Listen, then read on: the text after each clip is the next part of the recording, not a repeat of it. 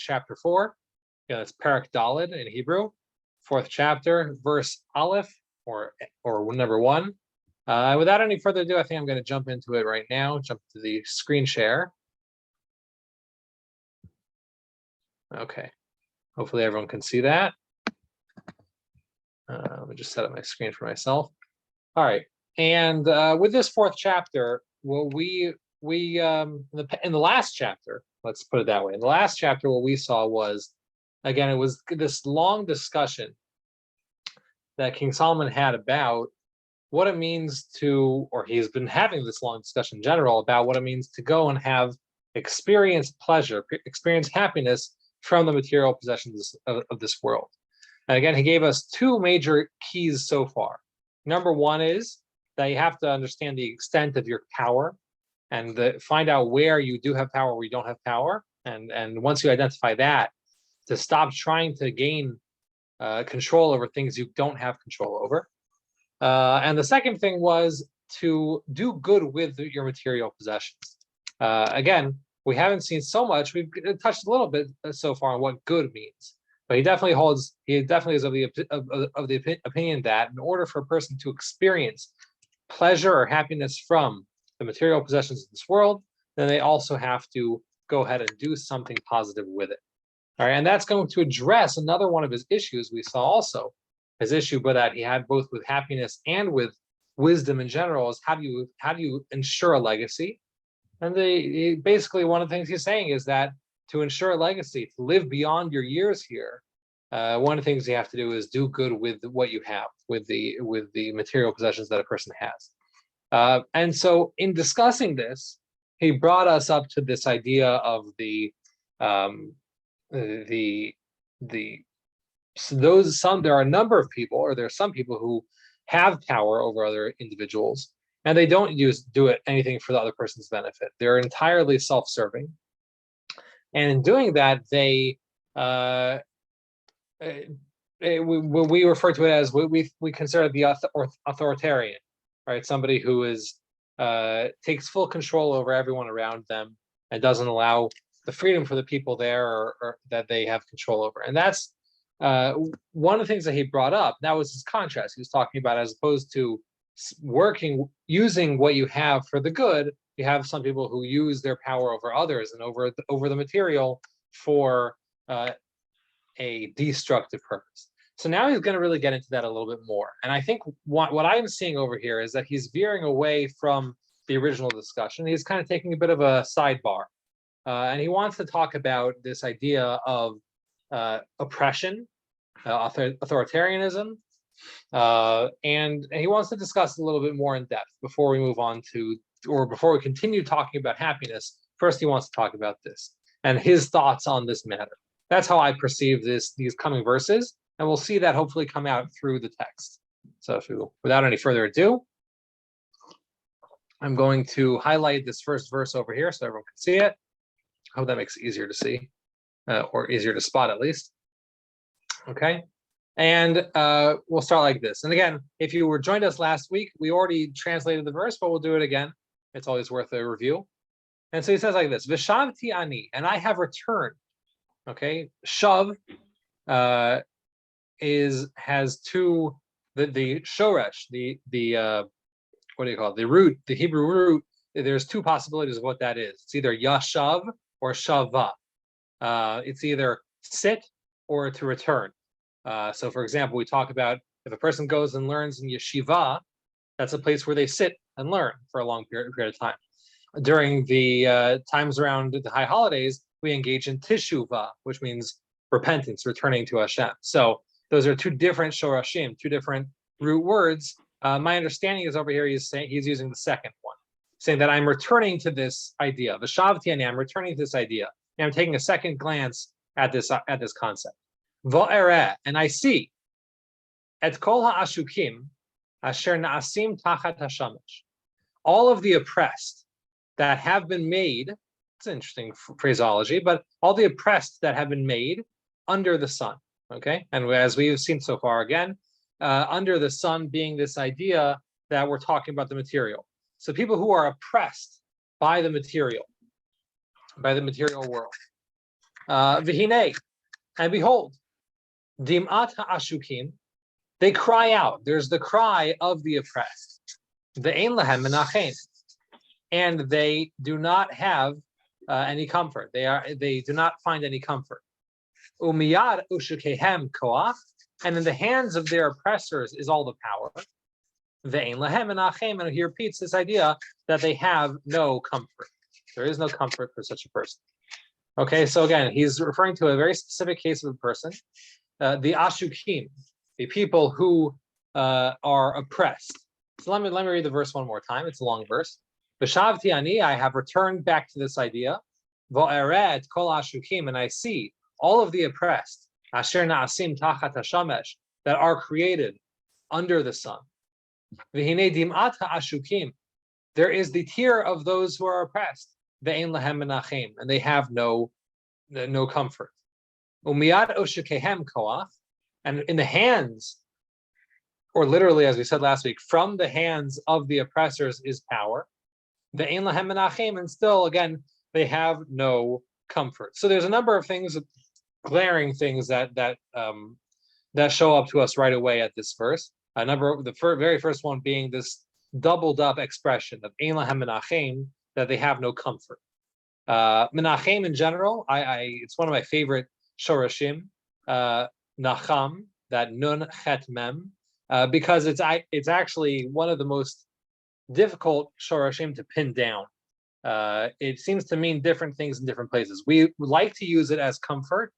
For example, when a person loses a loved one, other people go to be menachem avel, right? They go to comfort the mourner, and that is definitely part of the idea of nechama is this idea of comfort. Although we find other places, particularly in Isaiah, and it's really all over the place, where we find that the term nachem means quite the opposite. It means that a person is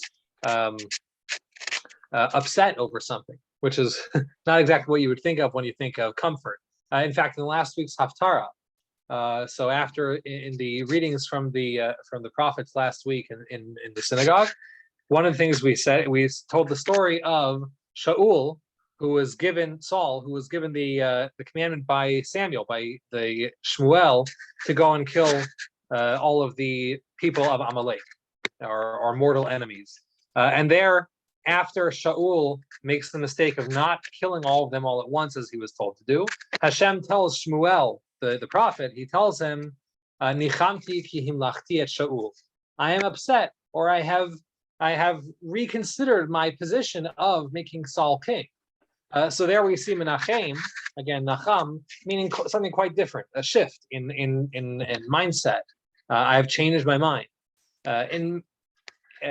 My understanding is, and it's a longer discussion, and we don't have time for it right now, but my understanding is that this idea of nechama actually means the ability to move beyond a situation. In the case of comforting mourners particularly, one of the things that we're trying to say is we're trying to not only allow the person to grieve their loss, but eventually move them on a path towards growing beyond that and moving on to the next steps. That is my understanding of what nechama is. So in this case also, he seems to be saying specifically this idea that these people have no path, no chance to move on. They are held down by their situation. Okay, so now let's discuss some of these other terms. That's just I just wanted to bring up this idea that there's this double ein lahem menachem over here. They find no comfort. That comfort's probably not even our perfect translation over here. Really what we're trying to say is they have no ability to escape. They have no way to move on from their situation. Just to take a look at this word over here, shukim. So I've been translating it as oppression. That is the translation that I actually found from a number of sources, and I actually think it's probably the best translation. Ashuk means somebody who's oppressed. The Torah actually uses this a number of times. This term ashuk, lo ta'ashok, not to oppress somebody, particularly in regards to, there's a biblical commandment for a person to pay their workers on the day of the work. It is referred to as in Gemara terminology as bal talin, not to let their workers sleep overnight without having been paid. And I know when the Torah discusses this idea, it does say over there, lo ta'ashok, do not oppress your workers. All right, so if a person has workers that they're supposed to pay, don't have them sitting there, waiting for you to pay them. You want to go and make sure that they get paid, they can move on with their life. And in fact, you kind of see this idea that oppression in the Torah's view, or in Kohelet's view, is this idea of an inability to move on from a situation. You're being held down by something. So in this case, we have this idea of people who are oppressed. They're oppressed due to the power of the material, and they're crying out. Okay, dim'at ha'ashukim. Dema is a tear, literally, tearing from the eyes, which always gets confusing because it's spelled the same way as tear, as in to tear something in half. In this case, no, it's tearing, to cry. So they are crying. The oppressed are crying out, but they can find no way to move past their situation. And who is putting this on them? Umiyad oshekehem koach. And from the hands of their oppressors, or from the hand of their oppressors, is the power. So other people are exerting power on this group of people, or on this person. Let's just make an individual, one individual. Somebody is oppressing this individual and is leaving them in a situation where they have no ability to escape from their predicament. The rabbis over here, actually, the sages in the Midrash, give a number of examples of what they perceive this oppressed people to be, and it's really actually a fascinating group that they of examples that they kind of bring into the equation. I would say, let me see my notes here. I think it's 5 groups of people who are considered oppressed by in the Midrash. One of them are children who die for the sins of their parents, which is a difficult discussion just to begin with. We don't typically understand that one generation can suffer for the sins of another. But let's say, just to taking it as an idea that there is such a thing. So somebody, that's a kid who's basically by no fault of their own is under the negative power of another person. Another case are the martyrs, the 10 martyrs, which is, if I could count them up, there's more than 10 throughout our history. But the martyrs who, again, they themselves were righteous, but because of some sort of generational sin, they needed to be taken from us. Again, I do not feel comfortable getting into this question of how this works in the justice situation. There's way more to discuss when discussing that. I'm just kind of giving a taste of what the rabbis bring up over here. Another one, this is probably the most interesting one, is people who are under the impression that they are greater, wiser people than they actually are. That's an interesting thing over here. The rabbis point out that some people, probably myself included, think that they're smarter than they actually are, right? So in that sense, there is some oppression that's being put on them. That's a little more difficult to read into the rest of the verse, because the verse seems to indicate that there is a second party over here. There's an oppressor. If you are the oppressor, of yourself, that's a little more difficult to understand. Then they say this to the Jewish people as a whole, right? We seem to always find ourselves in places of oppression. And then they have the case of the mamzer, which is a bastard child, a child who was born of a non-halakhically approved of union. So in that case, that child, by no fault of their own, but they are not allowed to marry most Jewish people. There are people that they are allowed to marry, but they're not allowed to marry many of the members of the tribe. And for that reason, again, you have somebody who, by no fault of their own, is stuck in a situation where they cannot move past their predicament. And there's nothing to do about it, or there's nearly nothing to do about it. So in that situation, these are, again, a number of ideas that, a number of cases of people who are in this situation. again, that's the sages' take on it, and they're kind of trying to bring out different ideas from each one. When discussing the simple understanding of the verses over here, well, I would just say this applies kind of across the board. You have people who are being oppressed by another group of people, and they have no way out of it, right? There's no way for them to help themselves. What I find interesting is that based on that understanding, that we're specifically talking, and he reiterates it, we're talking about people who can't move beyond their situation. They cannot move beyond their predicament. So that means that whatever we're about to say in the coming verses does not apply to anybody who can move beyond their predicament, right? It's a contrast. He's saying there are people who are stuck and will forever be stuck under oppression. And then you have what's being unspoken over here is that you have other people who are able to get past the things that are holding them down.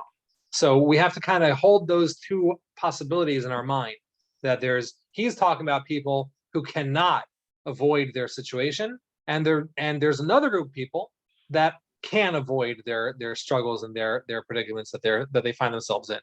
Okay, so it's basically the question of, do you have autonomy or not? And if you don't have autonomy, if you are totally oppressed and under the hand of somebody else, so then that's who he's talking about right now.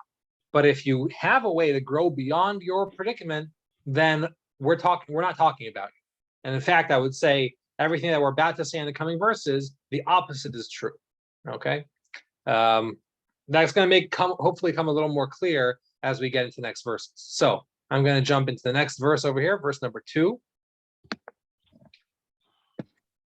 Okay.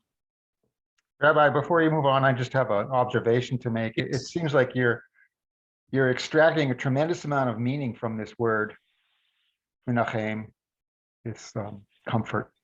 Yes. Yeah, I do believe that it's one of our most filled words. Like there's something very, it's not commonly used, and it changes its use a lot of times. So the way that I've come to understand it, and this is actually from quite a lot of research, I've found nearly every time it comes up in Tanakh, throughout the Tanakh, and what I've found is that the common denominator of all the times that it shows up is a change it's a switch in the dialogue. It's a switch in the dynamic. So perhaps one of the most well-known cases of this also is, for example, you have, and this is the first haftarah that we read after Tisha B'Av, after the 9th day of Av, which is our day of where all the bad things happen to us. The haftarah of the following Shabbat is Nachamu Nachamu Ami, where Isaiah tells the people to nachem, to achieve this thing called nechama. And my understanding of that is he's telling them not necessarily to find comfort, not that they won't find comfort, but really what he's telling them to do is to move on to the next step. In that case, in that particular discussion, it's, we don't live with a temple anymore. So once the temple is destroyed, we have to find a new way to connect to God without a temple. And that's, I think, what he's telling us over there. So in this case, also, we're talking about people who have no escape, no way to move, no way to change the dynamic. Ein lahem menachem. They have no possibility of switching of moving on, if that makes sense. Okay. Let's get started with the next verse number 2. And he says over here, V'shabeach ani et hametim. I praise the ones who have passed, those who are dead. Shekivar metu, that have already died. Min hachayim asher hema chayim adena.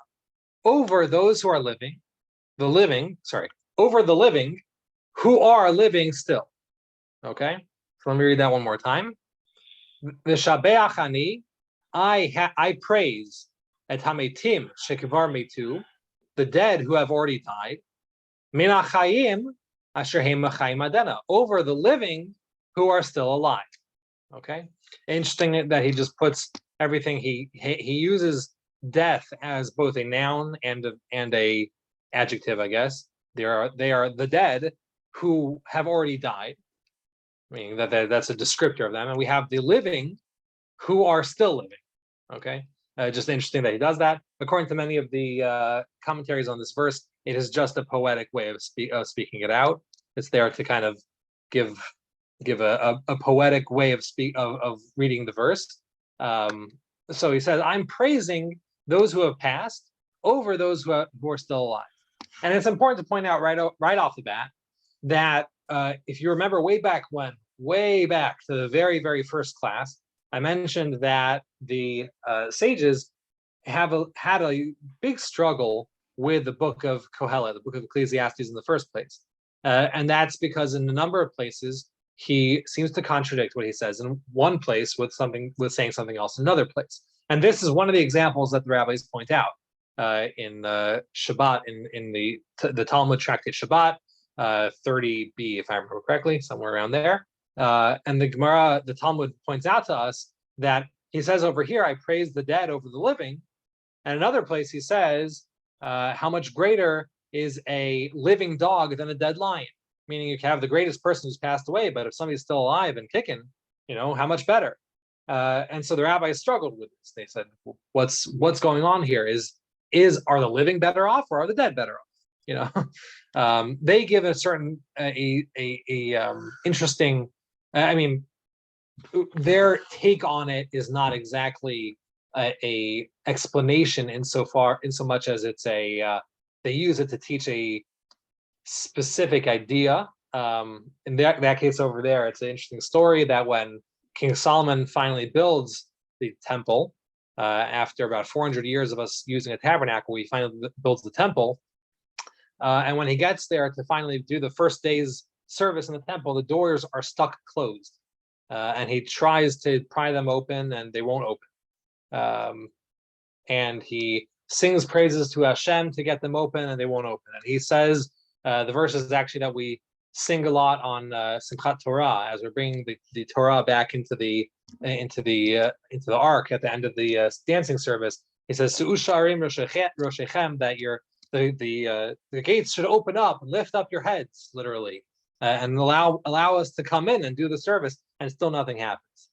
And finally, after all that, he says, "For the sake of my father David, you should open up," and then the doors swing wide open. And the Gemara goes on to explain, the Talmud goes on to explain that this was all there in order to clean the reputation of David, because there were a number of people who still said, "Oh, that story with Bathsheba, that dirtied his entire legacy." So this whole very open display of the honor of David was there in order to quiet those voices in the crowd.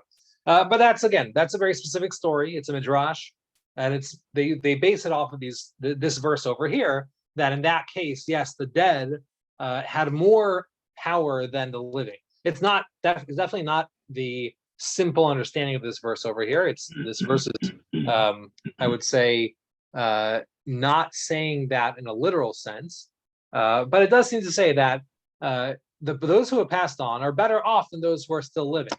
Again, my understanding of this is he's talking about those people who have no chance of leaving their situation of oppression. They have no way to move beyond it.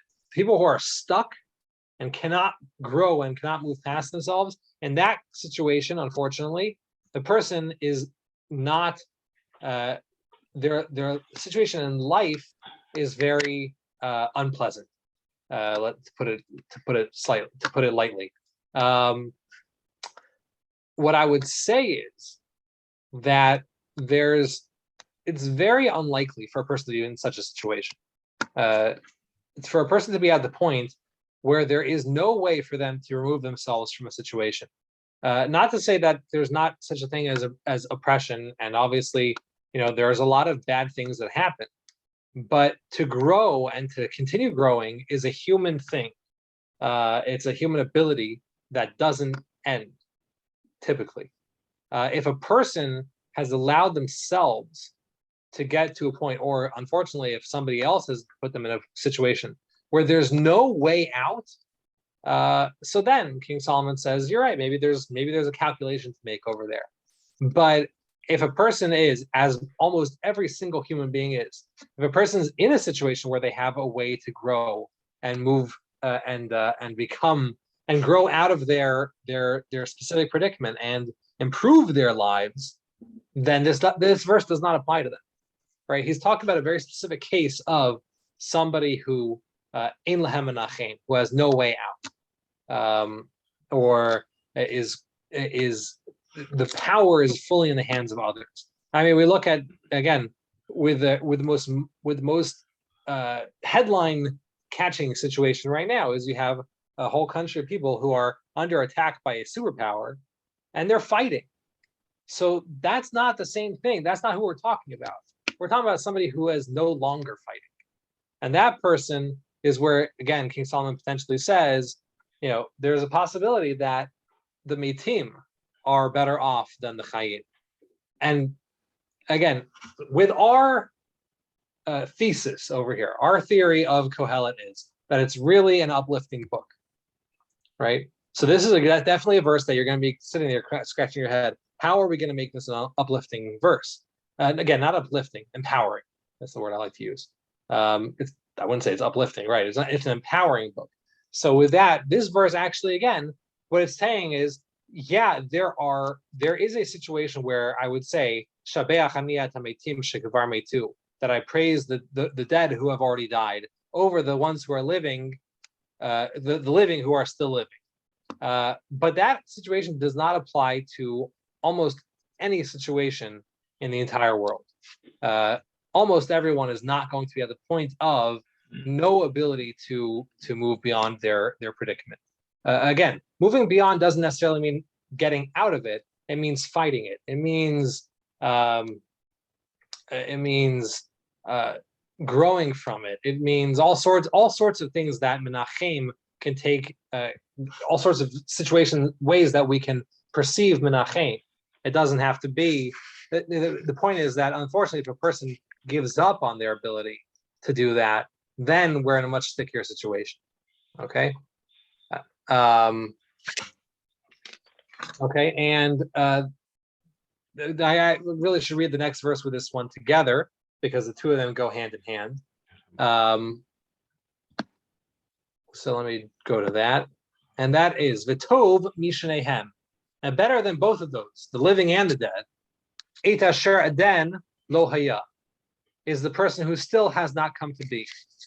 Asher lo ra'ah et ha'maaseh hara, who has not seen the bad action or the bad thing, asher na'asa tachat hashamesh, that is done with the material under the sun. So he even goes a step further and says, not only is the person who has passed away, that's better off than the person who's living in an impossible situation, but better than that is the person who just never gets a chance to see all the world around them, who never gets the chance to see the evil action which is done under the sun or in the name of the material. So let me read that one more time. V'tov mishanehem, and better than both of them, the living and the dead, eight asher aden lo haya, is the one who still has not come to be. Asher lo ra'at ma'aseh hara, who has not seen the evil action. Asher na'asa tachat hashamesh, that has been done under the sun. Okay, and actually, this term over here, we find this in both these places. Adena and aden. One is just a feminine version of the other one. It means still. So in this case, it meant still is alive, the living who are still alive. In the second case, it means that still have not come to be. So in this case, we're talking about the better than both of these people is the person who's just never comes to existence, who remains in heaven and never has to come down into this world and see all the bad which happens in this world. Again, on an interesting note, from the sages, from the rabbis in the Talmud, there is a long back and forth between two schools of thought as to whether it's better for a person to be born or for a person just to never have been born. And the one side that says better to never be born says, here, look at our verse over here. And the other one says, I forget where they bring another source from a different place. So it's two schools of thought, literally schools. One was the school of Beit Shammai, and one was the school of Beit Hillel. Beit Shammai being always in our Torah outlook, Beit Shammai always tends to be the more pessimistic school, much more strict and rigid. And so they say better a person never been born. And by the way, we rarely ever follow the opinion of Beit Shammai when it comes to actually deciding on what a halacha is. And they have the opinion of Beit Hillel, which is that of course a person should be born and do what they can with the world that they're given. And in the end of that discussion, it says that both groups join together to make a declaration that once you're here, the whole question's moot. You're here. Figure out how to use this time to serve God and to make your life better and make the lives of those around you better. Not to say, you know what, now that I'm here, maybe I should go back to there. No, that's not our outlook. Our outlook is always, you're here, you're in this situation, figure out how to do the best with the situation that you have right here. So again, with this verse, obviously this verse follows last verse, where he's saying somebody who is, again, how I'm reading it, take it or leave it, but the way I'm reading it is, you have, when talking about the person, the impossible situation, basically the situations that will likely never happen, of the person who has no power, no ability to grow from their predicament, no ability to make their life better, no ability to accept their lot and grow from it. So that person, yeah, he has some sharp words for a person in that situation. Not sharp in rebuke, but sharp in just, yeah, it's a tough one. Yeah. He says, I praise the Meitim over that person. I praise better than both of them is the one who has not yet come to be. But understanding that for almost everybody else, I would say 9.99 point, add as many nines as you want. Everybody else who has an ability to do something with their situation, again, whether that's to actually escape or to grow from it or whatever, to find nechama, to find whatever nechama is. Anybody who has that ability, we're not talking about you. You should be here. We are happy you're here, you know, and you have a job to do. You have a ability and a chance to make your life better, and take that up. But in a situation where unfortunately there are oppressors who are taking over your life, it's up to you to figure out how to manage that, how to deal with that.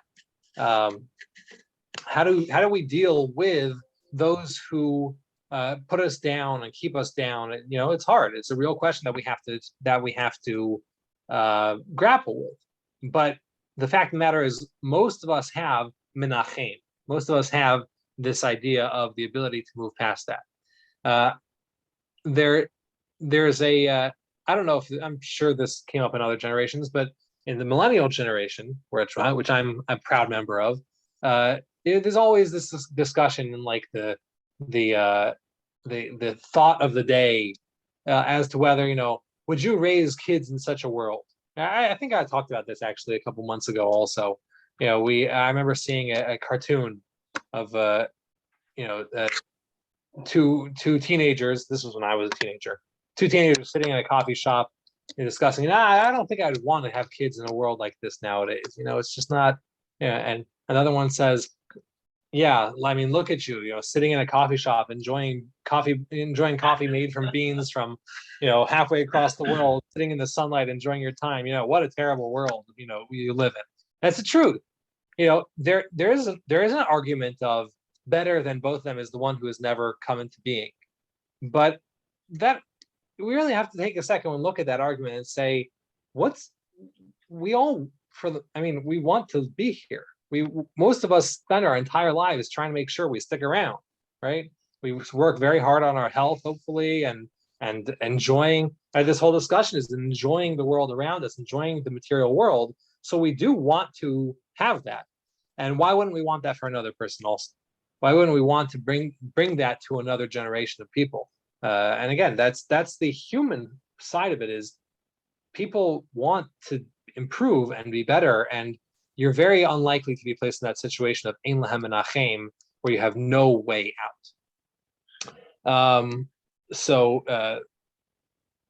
Yeah, I'm just checking my notes over here. There's, I would say over here that King Solomon's bringing up another, and something we've touched on, but he's giving a name almost to another idea over here, and that's the idea of struggle, of rising out of a difficult situation.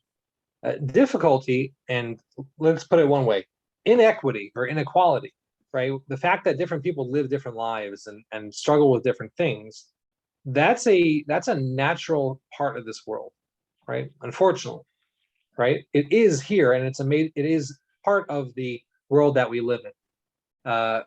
We don't, and as we saw in the last chapter, we can't sit back and say, well, too bad, so sad, that's just the way of the world. That's not a good response either.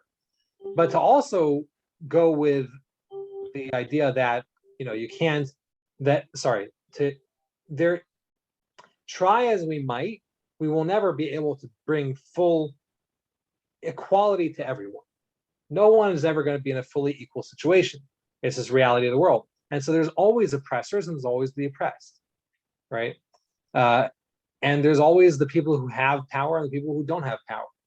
But now where he's bringing us this new concept over here is that, hey, you can struggle, but you can also achieve something through your struggle. You can grow through your struggle. I saw an interesting thing. I was walking through, I don't know if you know the store Home Goods yesterday. It's part of the TJ Maxx world of stores. Anyway, they have a lot of these home decorations and things like that. And they had one wall decoration that said, "Empowered women empower women." Okay, which I thought was okay. I took a second and I thought, for obviously this is a man talking on this, so take it or leave it. But I just thought to myself, I don't know if that's 100% true. I would say unempowered people empower other people. People who go and they face struggle and overcome it, meaning not, or I guess they empower themselves is the other way to look at it.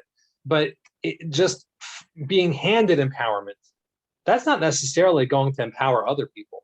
It's taking a situation that you struggle through and building on yourself and getting through that. That's where you actually find more. That's where you're going to find happiness, power, empowerment, success, and that's what you're going to be able to pass on to other people. That's what that's what I would argue. I'm arguing with a wall decoration. Not really even arguing. I'm curious about the terminology because I don't know if it's 100% true. It seems more like a tagline to me. But I think this is true. We all struggle in some way, shape, or form. It's part of life, and it's the going through those struggles and overcoming them, learning from them, failing in them, growing from the failures. Those are the things that actually make us better, more powerful, happier. So that's what I would say over here is one of the things that he's kind of bringing up is that you're right. The world's never going to be equal. They're never going to be perfect. We're never going to have a perfect situation where everyone's on level footing. There's always oppressors. There's always the oppressed. Sitting back and saying, too bad, is the wrong take. We saw that in the last chapter. But also saying that, this is saying that we have to do this. We have to make everyone equal and perfect and all on the same level. I think that's also a mistake. There's a place for oppression. Not again. I worded that wrong. There is something that we gain from struggle. That's what I'm trying to say. Yes, thank you. Also, somebody, Robert, just pointed out to me that this empowerment is really what we're trying to achieve. Yes, to help other people with your material, with the things that you have. Exactly. Thank you for that, Robert. And yeah, that's basically kind of what we're trying to bring across, is that King Solomon's saying, don't be complacent. Also, don't expect perfection. You know, we live in this world where there's a reality, there's what we're striving for, and we're trying to do both at the same time. We're trying to live with our current situation, and we're trying to rise out of it at the same time. So I'm out of time. I was going to do one more verse, but we are out of time, and I will pick up next week, and we'll see how he kind of draws on this idea in verse number 4. Let me end the share. So go back to the regular room. All right. Thank you so much for joining us. I will, God willing, see you all back here next week. And hope to see you then. Thank you. Thank you. Thank you. That was lovely. Enjoy. Thank you. Carla. Appreciate it. Thank you. Thank Good you. night. Good night.